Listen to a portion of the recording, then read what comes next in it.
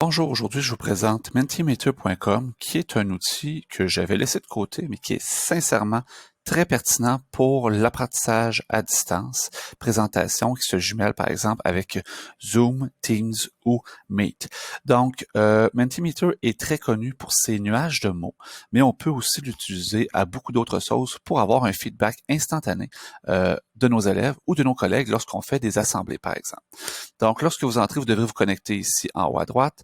Je vais aller dans mes présentations et on va commencer par créer une nouvelle présentation. À savoir tout de suite que la version gratuite vous offre un nombre illimité de présentations. Donc, ce n'est pas un problème. C'est au niveau du type de questions ainsi que du nombre de diapos que vous allez être limité. Donc, ma présentation va s'appeler test.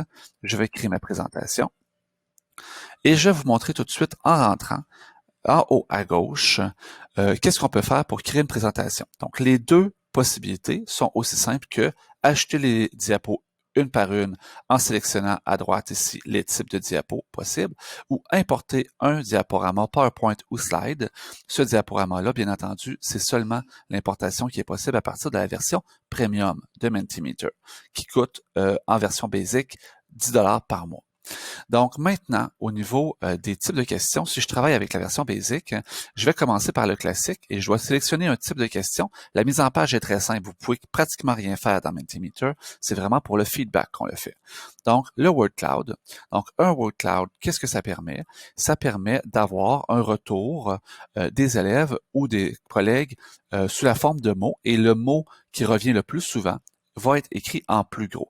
Donc, on va écrire une question. Ici, je vais aller thématique avec le mot crème glacée favorite.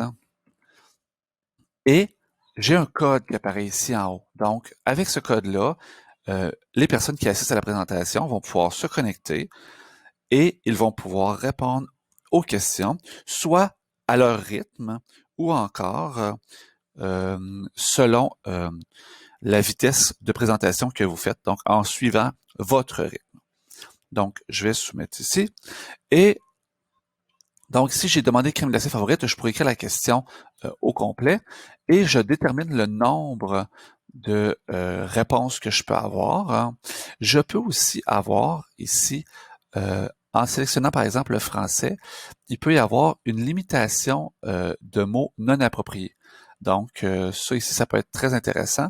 Et est-ce qu'un participant peut répondre plus d'une fois? Donc ici, je demande 3 réponses par participant, mais quelqu'un pourrait répondre 3 réponses plusieurs fois. Si je cochais cette option-là, chose que je vous déconseille en général. Donc, qu'est-ce que ça donne, par exemple, ici? Je vais demander 4 réponses par participant. Et voici de quoi ça a l'air une fois que les participants ont répondu. Donc, plus un mot va apparaître en gros, plus c'est une réponse qui est obtenue rapidement. Donc, pour un brainstorm, ça peut être intéressant.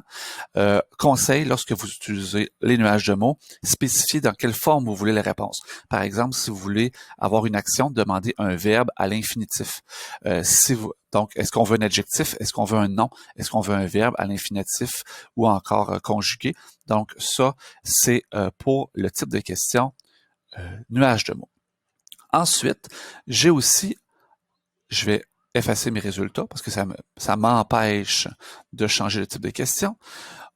Open-ended, ce que ça me permet, c'est d'avoir, dans le fond, toutes les réponses ouvertes de la part de mes participants. Donc, ça peut être offert sous la forme de bulles comme ça. On peut les afficher une par une et on va les faire défiler. Ou encore, ça peut apparaître sous la forme d'une grille qui va bouger comme ça. Donc, ça, c'est pour les questions open-ended.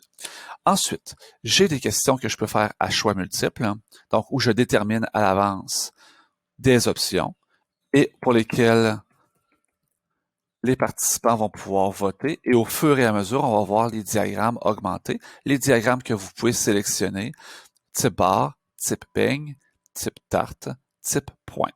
Et aussi, on a des petites options ici dans le bas. Ensuite, dans les types de questions, toujours, je continue, il y a des questions où est-ce que les participants devront noter l'importance d'un item pour eux. Par exemple, ça pourrait être leur niveau de compréhension sur certaines notions. Donc, ça va avoir un retour des élèves. Ensuite, on peut avoir de ranger, de mettre dans un ordre du moins important au plus important. On peut avoir des choix de réponse avec des images. Donc, choix de réponse avec des images que vous allez importer. Et des questions de type question and answer. Donc, c'est un endroit où les élèves ou les participants peuvent poser leurs questions. Et nous, on va pouvoir répondre à leurs questions au fur et à mesure. Donc, ce type de questions-là que je viens de vous présenter, vous êtes limité en version gratuite à 2 par présentation. Mais c'est pas tout. Vous pouvez aussi avoir des questions de type quiz. Donc, vos questions de type quiz, vous êtes limité à 5.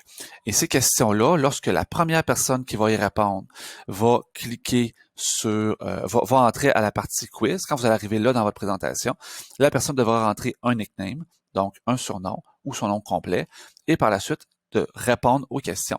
Vous pouvez faire afficher les leaderboards, donc les personnes qui sont en avance dans le quiz au fur et à mesure après chaque question, ou encore à la fin de votre série de questions quiz. Donc, c'est une façon d'intégrer un petit Kahoot ou quizzes directement à l'intérieur de Mentimeter. Ce que je trouve particulièrement intéressant et qui n'est pas limité, c'est les questions de type contenu. Donc, par exemple, ici, donc ces questions de type contenu-là, dans le fond, ça n'a pas vraiment d'importance. C'est juste qu'on met un mot-clé. Par exemple, ici, moi, je suis prof de mathématiques, hein, puis je présente, par exemple, la réduction algébrique.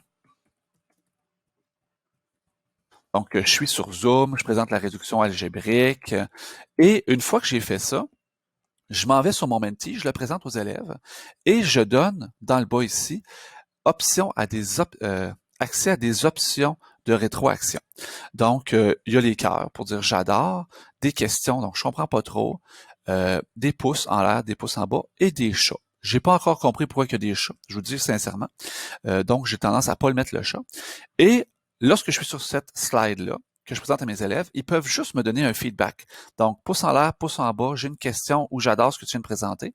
Le participant, lui, ce qu'il peut faire, c'est voter au fur et à mesure. Hein, et lorsque le participant vote, ça m'apparaît directement pour savoir combien j'ai de personnes qui comprennent pas, combien j'ai de personnes qui aiment pas ça, qui aiment, etc. Et le participant, tant que je suis sur la même diapo, il peut changer. Donc, vous voyez ici dans le bas, il peut changer ses options. Jusqu'à temps que tout le monde ait bien compris, par exemple. Donc ça, c'est pour les questions de type contenu. Et vos questions de type contenu, vous pouvez les avoir basic comme ça, juste un mot. Vous pouvez avoir un petit paragraphe de présentation, mais pour pouvoir le changer, il faut que je reset mes résultats. Donc, de type paragraphe, hein, vous pouvez l'avoir de type puce à numéro. Vous pouvez seulement avoir une image. Ça pourrait être une capture d'écran de votre contenu. Et vous pouvez avoir une image avec des puces à numéros. Donc ça, avec les petits icônes de rétroaction dans le bas, c'est très pratique lorsque vous faites de l'enseignement à distance pour avoir un feedback de vos élèves. On sait, moi, je fais des présentations Zoom. Des fois, je peux avoir une centaine d'étudiants et je ne sais pas s'ils comprennent ou s'ils comprennent pas. Donc, avec ça, je suis capable d'avoir une rétroaction. Donc, je vous rappelle qu'au niveau des contenus, vous êtes limité à 2 questions, mais vous êtes limité aussi à 5 questions quiz. Les questions de type contenu, elles sont illimitées. Dans chacune de vos questions, vous avez des possibilités d'options ici à droite. Donc, est-ce que le vote est fermé ou le vote est ouvert? Est-ce que j'affiche la barre d'instruction en haut ou je cache la barre d'instruction en haut? J'ai aussi en haut ici des options de thème, parce que c'est pas obligé d'être toujours à être en blanc. Donc, j'ai des options de thème qui sont utilisables. Les plus beaux sont bien entendu conservés pour la version premium. J'ai aussi des options de configuration. Donc, dans mes options de configuration, je peux déterminer si les élèves vont devoir aller à mon rythme ou encore s'ils veulent aller à leur rythme. Aussitôt qu'il y a ne serait-ce qu'une seule question de type quiz, on ne peut pas donner l'accès aux participants à aller à leur propre rythme. On peut déterminer quelle sera la langue de présentation pour les participants et est-ce qu'on accepte les questions de l'audience seulement dans les questions de type question et answer ou encore on les accepte toujours. Donc, est-ce qu'ils peuvent toujours aller écrire des questions là? Au niveau des options de présentation, maintenant, je vais sortir de là, je vais cliquer sur configuration. Au niveau des options de présentation, donc quand vous êtes prêt à présenter votre Mentimeter. Premièrement, vous pouvez faire Share pour l'envoyer directement avec un lien que vous allez pouvoir envoyer, par exemple, par Classroom, par Teams, à vos élèves. Vous pouvez aussi télécharger un code QR que vous pourriez imprimer dans votre classe. Si vous voulez partager avec des collègues, ça prend la version Premium pour pouvoir partager une présentation et travailler en collaboration avec des collègues. Mais ce que vous allez utiliser le plus souvent, c'est de présenter votre présentation justement Mentimeter. Là, ici, j'ai seulement une diapositive, c'était pour vous le montrer. Donc, je clique sur Présenter. Je tombe en mode plein écran. Seront disponibles ici, je peux voir au fur et à mesure les votes de mes élèves toujours. Hein. Par la suite, ici, si vous allez dans le bas à gauche, donc je vais tasser ma petite face. Donc, dans le bas à gauche, quand vous descendez, va apparaître la barre de gestion pour votre présentation. Donc, on peut dire, par exemple, je ferme ou j'ouvre les votes. Si je veux donner un certain temps pour, par exemple, répondre à une question qui serait plus longue, je peux insérer ici un chronomètre de 1 minute pour dire dans 1 minute, ça va être terminé. Donc, on se dépêche. Ensuite, j'ai d'autres options, c'est-à-dire je décide de terminer le temps que je donne pour mon chronomètre. Je peux cacher mes résultats ou les montrer, mes résultats. Donc, je peux les cacher le temps que les gens votent, montrer les résultats par la suite. Je peux minimiser, sortir du mode plein écran, ici avec mon petit icône. Je peux sortir de la présentation directement et avec le menu ici, j'ai option à voir les raccourcis clavier que je peux effacer mes résultats et les repartir à zéro. Ce seront les options que vous allez utiliser le plus souvent. Donc, j'espère que ce didacticiel vous a plu. Pour d'autres présentations du genre, n'hésitez pas à rejoindre ma page YouTube, une app par jour.